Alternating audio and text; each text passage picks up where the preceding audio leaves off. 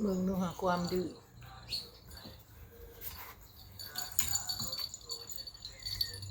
อีเฟ้ยนะอยู่ยากขึ้นทุกมื้อมันดื้อ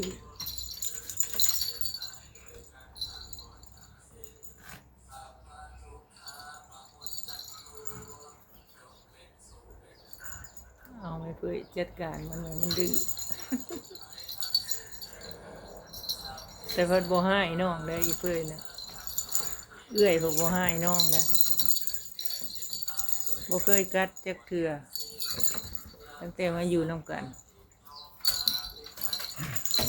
บ่เคยกราบใส่น้องจักเทื่อเด้อ